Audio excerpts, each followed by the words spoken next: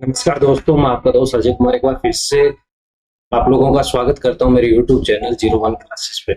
जैसा आपको पता है, हम कंप्यूटर अनुदेशक को अभी ध्यान में रख के वीडियोस बना रहे हैं। तो कंप्यूटर अनुदेशक की सीरीज के अंदर एक टॉपिक है हमारा XML। आज इस वीडियो के अंदर मैं XML को पढ़ने वाले हैं और मैं गारंटी देता हूँ इस वीडियो में जितना XML आपको पढ़ाया जाएगा उसके अलावा आपको कहीं किसी बुक से कहीं पढ़ने की जरूरत नहीं है, क्योंकि एक छोटा सा टॉपिक है। मुझे पता है लिमिटेड क्या क्या क्वेश्चन आते हैं इसके अंदर। तो बिना किसी देरी के चलिए स्टार्ट करते हैं।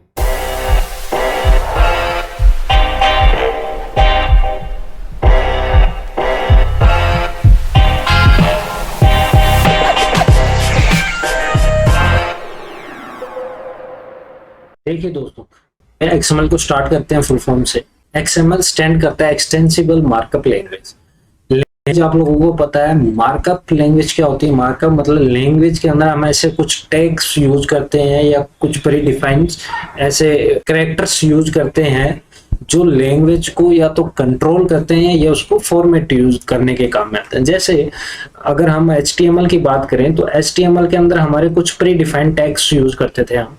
जैसे मान लो H1, H2, H3, H6 या P टैग हो गया या प्री टैग हो गया या टेबल हो गई। ये सब चीजें जैसे हम ऐड करते हैं तो कुछ चीजें उसको कंट्रोल करती है, कुछ डिफाइन करती है कि टेबल के अंदर कंटेंट कैसे आएगा, टेबल के रूप में आएगा। पी टैग यूज कर रहे हैं तो एक पैराग्राफ आएगा, और प्री टैग यूज कर रहे हैं तो प्री फॉर्मेटेड थिंग्स में हमारा डेटा प्रिंट हो जाएगा। तो XML है वो भी एक हमारी मार्कअप लैंग्वेज है, क्योंकि इसके अंदर भी टैग्स होते हैं। बस फर्क इतना है कि XML में जो टैग्स है वो प्री डिफाइंड नहीं। प्री डिफाइंड नहीं है, इसका क्या मतलब है? इसका मतलब है यूजर अपनी सहूलियत के हिसाब से अपने टैग बना सकता है। जैसे फॉर एग्जांपल मान लो एक यूजर है जिसको कोई लेटर लिखना है, तो वो क्या करेगा, पहले नोट नाम का एक टैग बनाया, वही HTML की तरह टैग स्टार्ट हो रहा है। बस आप ये ध्यान रखना, जो हमारी XML है वो हमारी केस सेंसिटिव है, ठीक है। केस सेंसिटिव का मतलब मैं अगर बुक लिख रहा हूं और एक बुक लिख रहा हूं, दोनों में फर्क है। और चाहे ये बुक ऐसे लिखी, दोनों क्या है, एक दूसरे से अलग होगी, ये केस सेंसिटिव है। तो कोई एक नोट लिखने वाला है, उसमें टू होगा, फ्रॉम होगा, मैसेज होगा। तो यूजर ने क्या किया, एक टू नाम का टैग बनाया और टू में वो अपनी सहूलियत के हिसाब से ईमेल आईडी डालता है, एड्रेस डालता है, कुछ भी मैं नाम लिख देता हूँ। फिर वो बता रहा है कि कहाँ से आ रहा है, उसने वही फ्रॉम टैग स्टार्ट हुआ, बंद हुआ, और मान लो इसको हेडिंग नाम से, और ये हेडिंग बंद कर दी। हेडिंग के अंदर उसने लिख दिया कि डेमो नोट। और अगर इस मैसेज की बॉडी लिखनी है भी, कहाँ बंद हो रहा है भाई, this is a body tag in XML, और ये बंद कर दिया। तो इस XML में कहीं भी नोट नाम का जो टैग है हमारा, ये टैग कहीं भी कोई डिफाइन नहीं है। XML में टू टैग का कोई मतलब नहीं है। फ्रॉम, हेडिंग, बॉडी, कोई ऐसे टैग नहीं है XML में जो डिफाइंड हो। लेकिन यूजर XML में ऐसा लिख सकता है, यानी इसमें जो टैग्स है यूजर वो अपने हिसाब से बना सकता है, प्री डिफाइंड टैग्स नहीं। ठीक है। अब आते हैं हम एक्सटेंसिबल पे, कि एक्सटेंसिबल का क्या मतलब हुआ। एक्सटेंसिबल का मतलब कुछ डेटा के साथ अगर हमारी एप्लीकेशन जैसे रन कर रही है और बाद में हमें कुछ थोड़ा बहुत डेटा उसमें अपडेट करना पड़ गया, तो वो फिर भी रन करेगी प्रीवियस वर्जन से। जैसे अगर हमारे पास ये इतना मैसेज था, इस मैसेज के अंदर हम एक और टैग डाल देते हैं, मान लो डेट। पहले वाले वर्जन में डेट नहीं थी, बाद वाले वर्जन में डेट भी ऐड होगी। फिर भी इन दोनों कंडीशन में ये हमारा डेटा बिना किसी चेंज के हमारा XML रन होगा। XML के अंदर दो चीजें होती है, एक तो होता है हमारा एलिमेंट, दूसरा होता है हमारा एट्रीब्यूट। एलिमेंट हमारे दो टाइप से हो सकते हैं, एक तो चाइल्ड एलिमेंट हो सकता है और एक हमारा रूट एलिमेंट हो सकता है। जैसे अगर हम हमारे पिछले एग्जांपल पे भी चले तो इसमें देखेंगे आप, जो नोट है, इस नोट के अंदर हमने अलग से टू यूज कर रखा है। तो ये जो नोट है ये हमारा क्या है, ये रूट एलिमेंट हो गया, क्योंकि सारा का सारा रूट के अंदर है डेटा। और ये जो to, from, heading, body, date, ये सब के सब क्या है, ये भी एलिमेंट्स है, लेकिन ये रूट के अंदर आ गए तो ये चाइल्ड एलिमेंट हो गए।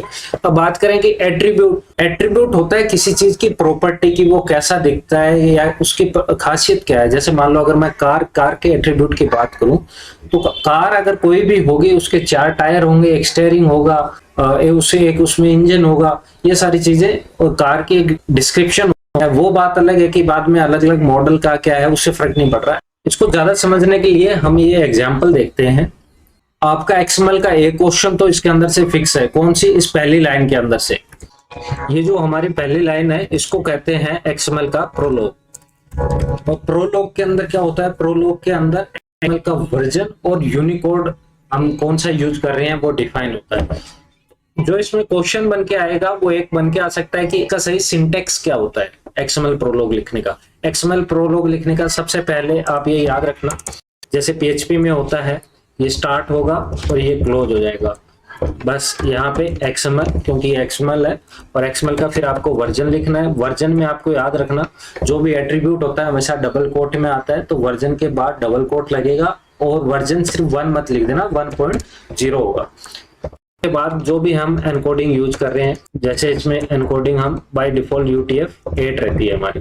तो ये जो एग्जांपल हमने लिया है ये बुक स्टोर का लिया है, एक स्टोर है। और अगर आप देखोगे बुक स्टोर हमारा कौन सा हो गया? ये हमारा रूट एलिमेंट हो गया, ठीक है। बुक स्टोर में क्या है? हमारी बुक है। एक बुक की कैटेगरी क्या डाल दी? कुकिंग, चिल्ड्रन और वेब। और बुक के कुछ ये खासियत होती है कि टाइटल, ऑथर, ईयर, प्राइस और ऐसे दूसरी की है, ऐसे तीसरी की है। तो इन सब के अंदर अगर हम बात करें कि एट्रीब्यूट कौन सा होगा, तो बुक का एट्रीब्यूट ये है। ये बुक का क्या है? एट्रीब्यूट है। और एक्सएमएल में ये book store, book, title, author ये कोई टैग डिफाइन नहीं है, लेकिन ये तो आप समझ गए। लेकिन नेम को डिसाइड करने का, जब नाम को यूज करते हैं उसका भी तो कुछ रूल होता होगा ना, इसे उठा के कुछ भी तो नहीं कर सकते। तो जो सबसे पहला रूल है, जैसे हमने यहाँ यूज किया है, कोई भी नाम स्टार्ट होगा जो वो एक्सएमएल नेम से स्टार्ट नहीं हो सकता। सिर्फ पहली कंडीशन तो ये। दूसरी, वो नाम है वो या तो लेटर से स्टार्ट होना चाहिए या अंडरस्कोर से आप स्टार्ट कर सकते हैं। इनके अलावा ऐसा नहीं कि आप कुछ भी हाइफन लगा के ऐसे स्टार्ट करिए, ये नहीं कर सकते आप। एक्सएमएल यूज करने से पहले मैं आपको बता देता हूँ, ये हमारा रूट एलिमेंट हो गया। इस रूट का ये हमारा चाइल्ड एलिमेंट है और इसके ये 4 चाइल्ड एलिमेंट है। और चाइल्ड के जो चाइल्ड होते हैं उनको हम सब चाइल्ड भी बोल सकते हैं। एक कंडीशन और होती है एक्सएमएल के अंदर, रूट एलिमेंट का होना बहुत जरूरी है। बिना रूट एलिमेंट के आपका ये काम नहीं करेगा। जैसे मान लो आप इसको ये देते हैं और मैं सेव करके इसको अगर मैं रन करता हूं, जैसे मैंने रन किया इसने एरर दे दिया। अब इसको रिजोल्व करने के लिए मैं क्या है, कुछ नहीं कर रहा, वापस से मेरा रूट एलिमेंट ला रहा हूं। अब आप देखो बुक स्टोर की जगह अगर मैं Z 4 बार Z किया और इधर भी 1 2 3 4 बार Z किया, फिर क्या ये चलेगा? आराम से दौड़ेगा, इसको कोई फर्क नहीं पड़ रहा। लेकिन अगर इस Z को मैंने छोटा Z कर दिया तो ये डिफरेंट हो गया। आप देखो करते ही इसको बोल दिया कि भाई साहब ये समझ में नहीं आ रहा है आपने क्या लिख दिया, तो हम इसको क्या है हटा ही देते हैं। तो टैग का नाम हमेशा ऐसा रखना चाहिए जिससे पता चलता है कि हम एक्चुअली लिखा क्या है अंदर। अपन एक काम करते हैं, यहाँ पे लिखते जाते हैं एक्सएमएल प्रोलॉग इज ऑप्शनल। लेकिन अगर ये ध्यान रखना, अगर ये ऑप्शनल जरूर है लेकिन ये अगर जब भी आएगा तो आएगा सिर्फ और सिर्फ ये फर्स्ट लाइन में आएगा।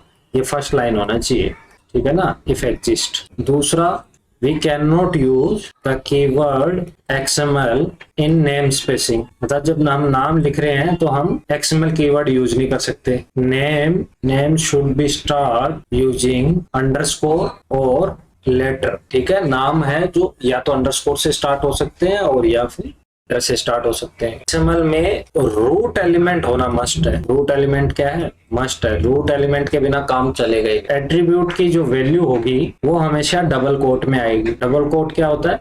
जो हम ऐसे लिख। अच्छा, यहाँ पे एक बहुत अच्छा अपना क्वेश्चन बनता है। तो मान लो अगर ये जो हमारी कैटेगरी वेब हमने देखा था, इसके अंदर अगर मैं ऐसा कर, इस बुक का नाम है वेब और ये डबल कोट में है द XML।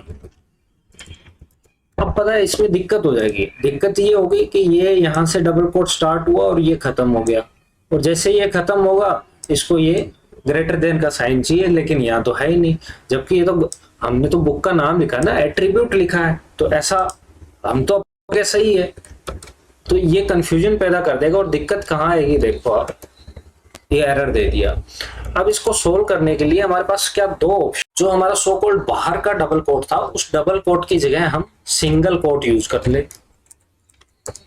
तो सिंगल कोट यूज करने से क्या होगा, इसको पता चलेगा कि जब स्टार्ट सिंगल से किया है तो एंड भी सिंगल से होगा ना। बीच में डबल कोट आ गया, कोई बात नहीं, यहाँ भी ये वर्क कर गया।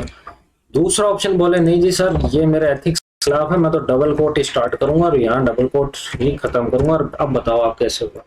तो भाई साहब इसके अंदर आप डबल कोट को आप ऐसे लिख सकते हो, 10% का साइन लगाओ और QUOT। तो अगर आप इसको ध्यान से देखोगे, ये देखो हमारा यहाँ पे ये परफेक्टली वर्क कर रहा है, अगर ये ध्यान से देखो।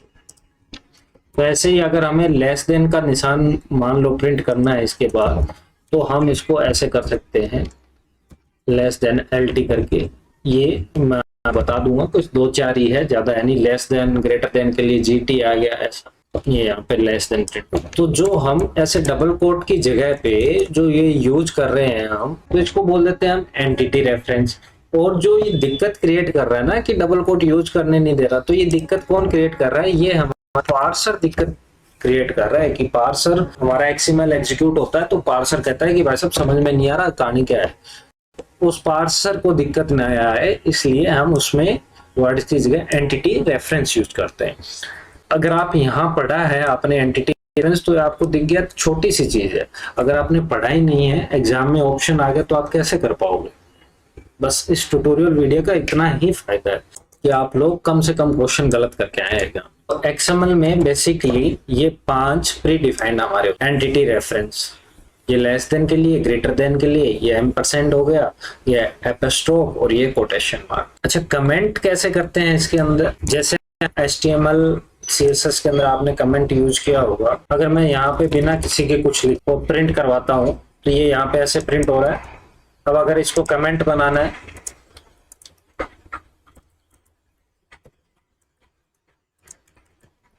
ये यहाँ पे एज ए XML आउटपुट आ रहा है, इस तो ये दिख रहा है, बाकी ये कमेंट बन चुका है। अब एक क्वेश्चन बन के आता है कि जो XML एलिमेंट होता है हमारा, वो क्या क्या स्टोर कर सकता है? XML एलिमेंट खुद एक अंदर एक एलिमेंट स्टोर करता है, जैसे ऊपर रूट था तो नीचे चाइल्ड हो गया। XML एलिमेंट कुछ वैल्यू स्टोर कर सकता है, जैसे इन्होंने देखो कर रखी है। XML एलिमेंट है वो दोनों के दोनों कर सकता है, मतलब इसने, अगर मैं बुक की बात करूं तो इसने एलिमेंट भी स्टोर कर रखा है और वैल्यू भी स्टोर कर रखी है, तो ये मिक्सअप भी स्टोर कर सकता है। और जो मैंने बताया था, अगर कोई ऐसा टैग हमने स्टार्ट और ये टैग बंद कर दिया, तो इस टैग को बोलेंगे हम एम्प्टी टैग। और टैग यूज ना करके हम HTML की जगह HTML में टैग बोल देते हैं एम्प्टी एलिमेंट। और अगर कोई टैग है वो हमारा खुद में ही हमने स्टार्ट नहीं किया और उसको डायरेक्ट बंद कर रहे हैं, तो ये इसको क्या बोलते हैं हम? सेल्फ क्लोजिंग टैग, टैग की जगह एलिमेंट। और ये हमारी जो नेमिंग का रूल्स हो गया कि नाम करने के लिए XML एलिमेंट के नाम है जो कैसे कर सकते हैं। केस सेंसिटिव होता है, स्टार्ट विद लेटर और अंडरस्कोर, और can not start with the word of XML कैसा भी XML छोटा बड़ा, और name digit hyphen underscore period यानी डॉट का निशान, ये यूज कर सकते हैं। XML को वैलिडेट करने के लिए हमारे पास 2 चीजें हैं, डॉक्यूमेंट टाइप डेफिनेशन और XML स्कीमा। अगर कोई XML डॉक्यूमेंट वेल फॉर्म्ड है, अच्छे से बना हुआ है, तो उसको हम क्या कहेंगे? उसने करेक्ट सिंटेक्स यूज किया है। अगर किसी XML डॉक्यूमेंट ने करेक्ट सिंटेक्स यूज किए हैं, तो हम उसको देंगे ये वेल फॉर्म्ड है। तो आज के सेशन में इतना। मैं जो ये कंटेंट मैंने तैयार करवाया है, ये जावा T-Point और W3 स्कूल से बनाया, उनके लिंक मैं डिस्क्रिप्शन में दे देता हूँ। तो मेन क्वेश्चन जो है आपका सिंटेक्स के ऊपर आ सकता है, एलिमेंट क्या होता है, एट्रीब्यूट क्या होता है, बस इन्हीं चीजों के ऊपर।